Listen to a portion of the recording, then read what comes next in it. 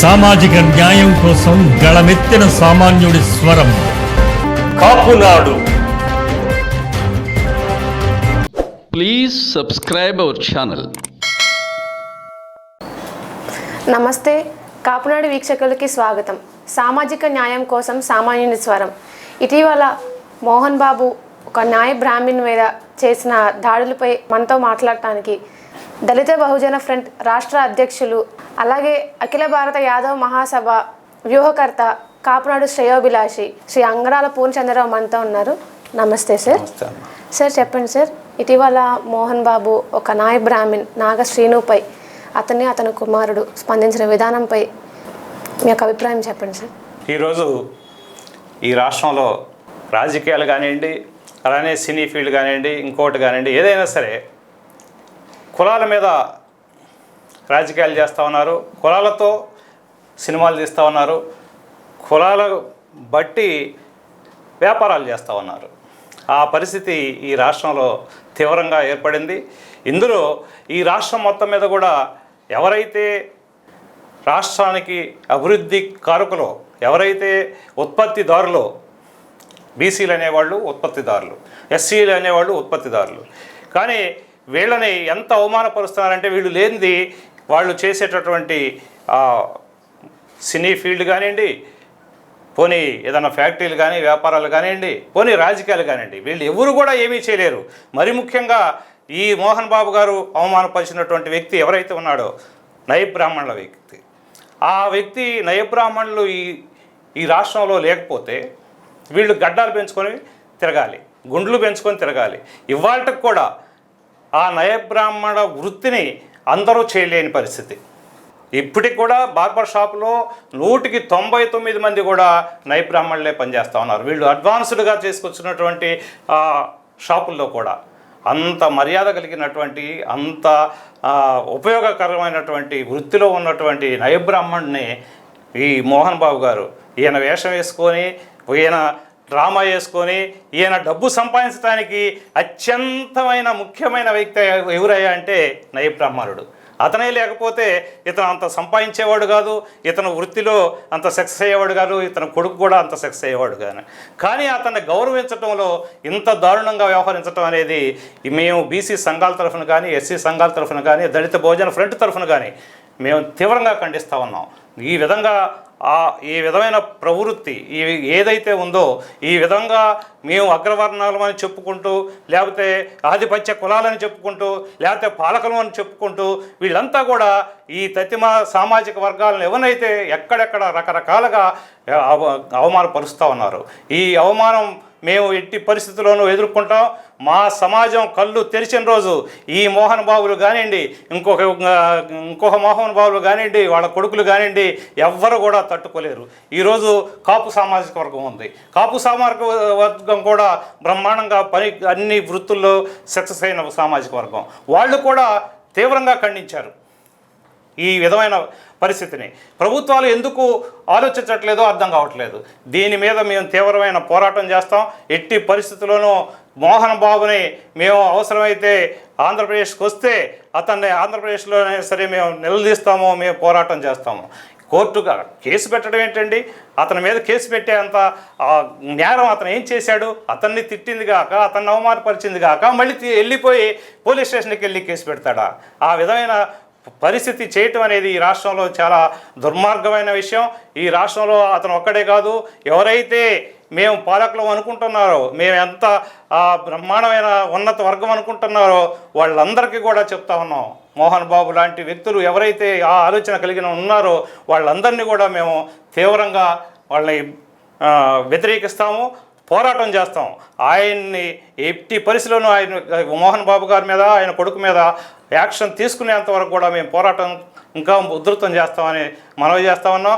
ముఖ్యంగా నయ బ్రాహ్మణుడు అనేవాడు పెళ్లిలో కానీ, మీరు గృహప్రవేశానికి కానీ, ఈయన ఈ సినిమా షూటింగ్ చేయడానికి, స్టార్టింగ్ చేయడానికి కానీ ప్రతి దానికి కూడా మంగళ మేళం పెట్టుకోవాల్సిన అవసరం ఉంది.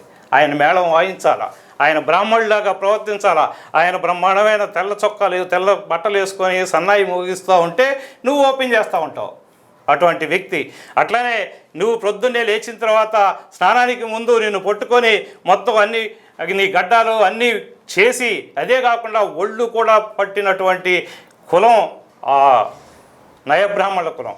అటువంటి నయబ్రాహ్మణ్ణి మీరు ఈ సమాజంలో ఎంత మర్యాదగా ఎంత పద్ధతిగా చూడాల్సిన అవసరం ఉంది. అటువంటిది లేకుండా మీరు ఈ విధంగా పరచటం అనేది మేము తీవ్రంగా ఖండిస్తున్నాం. ఖండించటమే కాదు, మేము పోరాటం చేస్తాం. తప్పనిసరిగా మోహన్ బాబు గారి మీద యాక్షన్ తీసుకోవాలా. మోహన్ బాబు గారు పబ్లిక్గా వచ్చి ఆయన క్షమాపణలు చెప్పాల్సిన అవసరం ఉందని మేము మనవి చేసుకుంటా ఉన్నాం. పర్సనల్గా ఎన్నో ఏళ్ళ నుంచి మోహన్ బాబు గారి దగ్గర హెయిర్ డ్రెస్సర్గా వర్క్ చేసిన నాగశ్రీనుపై ఎన్నో కేసులు పెట్టారు సార్. దళిత బహుజన ఫ్రంట్ అధ్యక్షులుగా మీ స్పందన ఏంటి దాని మీద? అది కరెక్టేనా, లేకపోతే మీ స్పందన అసలు ఎట్లా అనుకుంటున్నారు మీరు దాని గురించి? సినీ ఫీల్డ్లో ముఖ్యమైన వృత్తి, ముఖ్యమైన మనుషులు ఎవరయ్యా అంటే హెయిర్ డ్రెస్సర్స్.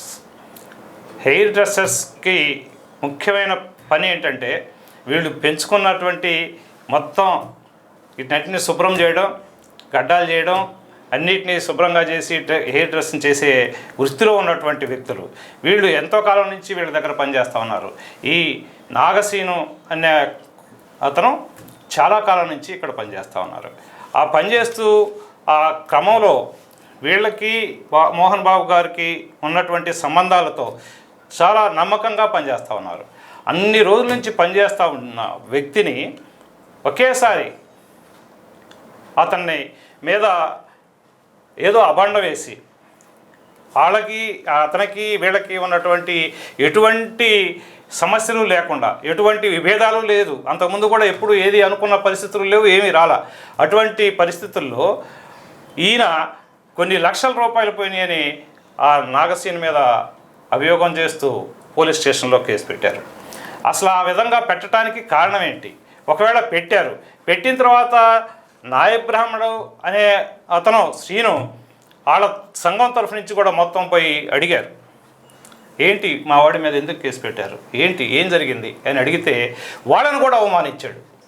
ఆ విధంగా అవమానించడం అనేది అసలు ఆయన ఉద్దేశం ఏంటి? ఈ కులం మీద చులకన భావమా? ఈ బీసీలంటే ఆయనకి లెక్కలేదా? లేకపోతే ఆయన కులం మీద ఉన్నటువంటి అభిమానం ఎక్కువ? లేకపోతే ఆయన పెద్ద హీరో అని ఆయన ఆ హీరోయిజాన్ని ఈ మా సామాజిక వర్గాలు ఏ అయితే ఉన్నాయో బీసీ సామాజిక వర్గాల మీద ఆ విధమైన ప్రవర్తన చేసి ఆ ఇంట్లో రకరకాలుగా మాట్లాడి మళ్ళీ స్టేషన్కి వచ్చి కేసు పెట్టి అతన్ని హింసిస్తూ ఉన్నాడు. నయబ్రాహ్మణులు అనేవాళ్ళు ముఖ్యంగా ప్రతి శుభకార్యంలో గుళ్ళో కానివ్వండి, బళ్ళో కానివ్వండి, అలానే మన పెళ్ళిళ్ళ దగ్గర కానివ్వండి, లేదు ప్రతి చోట కూడా వాళ్ళే శుభం పలుకుతూ ఉంటారు, వాళ్ళే మంగళ వాయిద్యం పలుకుతూ ఉంటారు. అట్లానే ప్రతి గుళ్ళో కూడా మనకి తలనీలాలు ఇవ్వటానికి కళ్యాణ కట్టలో ఉండేది మొత్తం కూడా వాళ్ళే. మేము బీసీ ఆర్గనైజేషన్లు కానివ్వండి, ఎస్సీ ఆర్గనైజేషన్లు కానివ్వండి, నిజంగా ఈ రాష్ట్రంలో ఇదే క్రమంలో ఒక ఎస్సీని అదే మోహన్ బాబు ఆ విధంగా ప్రవర్తించినట్లయితే ఎస్సీ యాక్ట్ ఉంది. అదే కాకుండా ఈ రాష్ట్రంలో ఎస్సీ సంఘటనలు చాలా జరిగినప్పుడు ఎంత దారుణంగా ఈ రాష్ట్రంలో ఎస్సీలందరూ కూడా బ్రహ్మాండంగా పోరాటం చేసి సపరేట్గా కోర్టులు కూడా పెట్టించిన పరిస్థితి ఉంది. అంత ఆందోళన చేసే ఎస్సీలు అయితే నీకు భయం, కానీ మా బీసీలు అంటే మీకు ఈ విధమైన చులకన భావం ఎందుకు వస్తూ ఉంది? అట్లానే మాకు కూడా ఈ ప్రభుత్వాలు బీసీలకు కూడా సెక్యూరిటీ కల్పించే విధంగా మేము ఇంతకుముందు నుంచే మాకు కూడా ఒక సెక్షన్ తీసుకురావాలని కూడా మేము కోరుకోవటం అయింది. నిజంగా ఈ సమాజంలో బీసీలు అనేవాళ్ళం, బీసీ సామాజిక వర్గాలు దాదాపు 55% ఈ రాష్ట్రంలో ఉన్నాం. ఇటువంటి వాళ్ళందరికీ కూడా, అలానే యాదవులు కానివ్వండి, అలానే పద్మశాలీలు కానివ్వండి, అలానే మన కుమ్మర్లు కానివ్వండి, ప్రతి ఒక్క కులం కూడా ఈ రాష్ట్రంలో ఉత్పత్తిదారులుగా బ్రహ్మాండంగా పనిచేస్తున్నటువంటి వ్యక్తులు. వీళ్ళని మీరు అవమానించి ఈ విధంగా చేస్తూ ఉంటే మేము ఊరుకునే పరిస్థితి లేదు. ఇంకా మా సామాజిక వర్గాలు ఆ విధంగా లేవు. కాబట్టి మేము ఈ రాష్ట్రంలో కానివ్వండి, అట్లనే తెలంగాణలో కానివ్వండి, ఈ 2 రాష్ట్రాల్లో కూడా పోరాటాలను ఇంకా ఉధృతం చేస్తాం. మోహన్ బాబు గారి మీద ఏ విధమైన చర్య తీసుకొని పక్షంలో అతి తొందరలో మేము పోరాటం మార్గానికి వెళ్తామని మనవి చేస్తూ ఉన్నాం.